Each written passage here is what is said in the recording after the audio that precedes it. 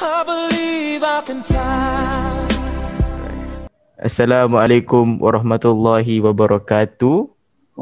Nama saya Muhammad Arif Hakimi bin Azmi. Hari ini saya nak bentang subjek PKS pelajaran 7.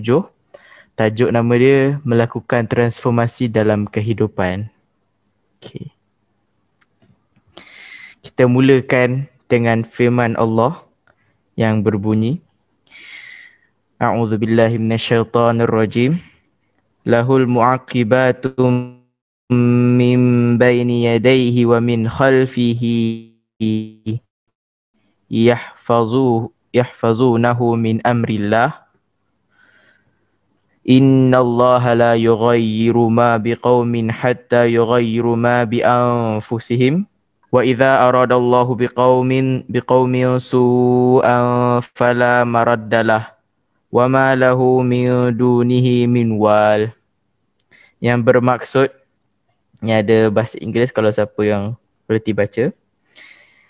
Bagi tiap-tiap seorang ada malaikat penjaganya silih berganti dari hadapannya dan dari belakangnya, yang mengawas dan menjaganya dari sesuatu bahaya dengan perintah Allah. Sesungguhnya Allah tidak mengubah apa yang ada pada sesuatu kaum sehingga mereka mengubah apa yang ada pada diri mereka sendiri. Dan apabila Allah menghendaki untuk menimpakan kepada sesuatu kaum bala bencana disebabkan kesalahan mereka sendiri, maka tiada siapa pun yang dapat menolak atau menahan apa yang ditetapkannya itu. Dan tidak ada sesiapa pun yang dapat menolong dan melindungi mereka selain daripadanya. Alhamdulillah. Okay, kita terus ke slide seterusnya. Intisari ayat surah Al-Ra'd. Yang pertama ialah Allah memerintahkan para malaikat supaya mengawasi manusia setiap waktu sama ada pagi atau malam, termasuk menjaga manusia dari ditimpa bahaya. Nak huraikan sedikitlah. So maksudnya kat sini, setiap masa kita diawasi oleh malaikat yang silih berganti siang dan malam, dan malaikat tu dia menjaga manusia dari ditimpa bahaya. Okay. Yang kedua, Allah menjelaskan bahawa sebahagian para malaikat diutuskan untuk mencatat segala amal baik dan buruk manusia, kan. Kita ada malaikat yang mencatat amal buruk dan baik kita di bahu kita. Dan buku amal itu akan dibukalah pada akhir zaman, pada padang mahsyar, untuk menentukan sama ada kita masuk syurga atau neraka. Yang ketiga ialah Allah tidak akan mengubah keadaan sesuatu kaum, malah akan menarik nikmat yang ada pada mereka sehingga mereka mengubahnya. Okey, nak terangkan sikit pasal malaikat sebab Allah ada cerita pasal malaikat dalam ayat ni. Malaikat ialah makhluk yang diciptakan daripada cahaya, tidak dapat dicapai oleh panca indera manusia dan mampu menyerupai bentuk makhluk yang lain daripada rupa asal. Okey, diciptakan daripada cahaya. Setiap malaikat diciptakan daripada cahaya. Ada satu je malaikat yang tak silap saya, dia dicipta daripada api. Malaikat ni asal dia jin, tapi sebab dia punya amal ibadat dia banyak, Allah naikkan pangkat dia jadilah ketua malaikat pada satu ketika dahululah. Saya tak nak cerita panjang, anda boleh cari di source yang betul. Okay. Antara tugas malaikat ialah bertasbih kepada Allah Subhanahu Wa Taala. Ni ada tu macam cerita, bukan cerita, satu kisah yang ustaz saya cerita dahulu, kan.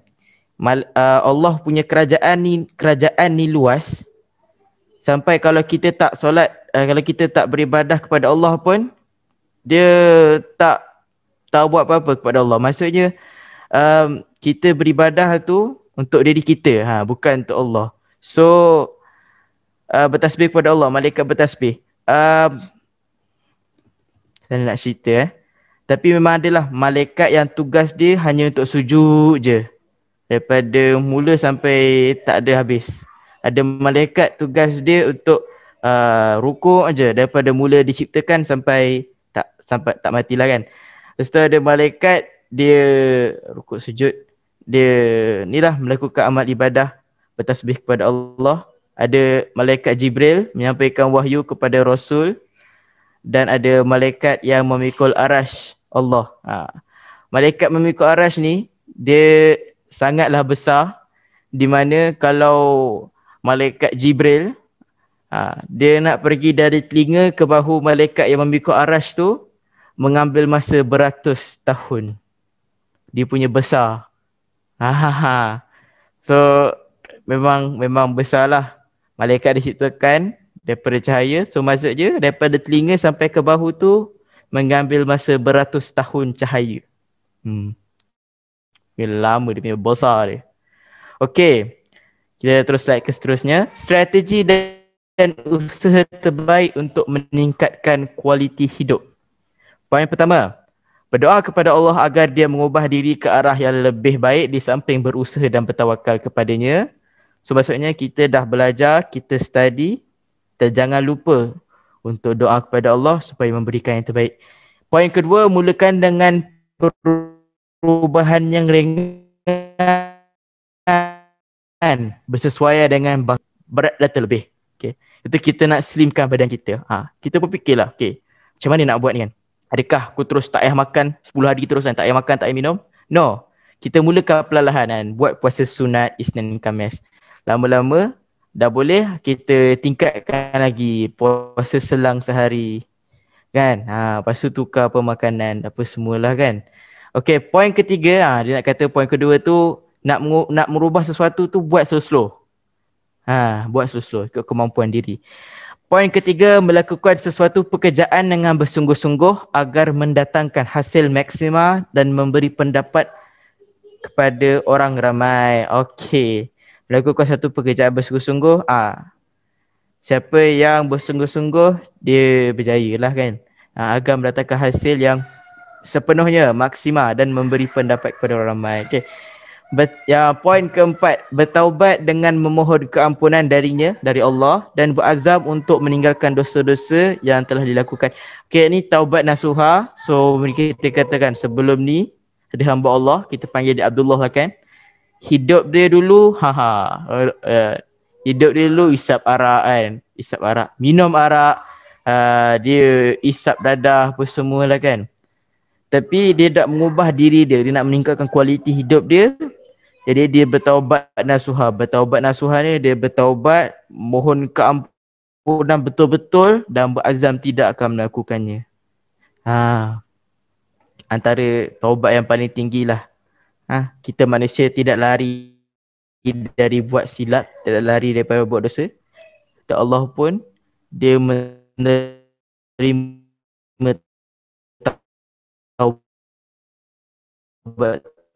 taubat. Yang kita kena istiqomah. Istiqomah ni konsisten. Okay, konsisten untuk berubah ke arah kebaikan dengan menetapkan matlamat. Konsisten lah. So dulu mungkinlah malas nak buat kerja rumah, tapi dia nak berubah, dia kena istiqomah kan. Konsisten. Okay, cikgu bagi kerja rumah, bang, terus buat, hantar. Dia menetapkan matlamat dia tu untuk jadi pelajar yang first kali hantar kerja sekolah kan.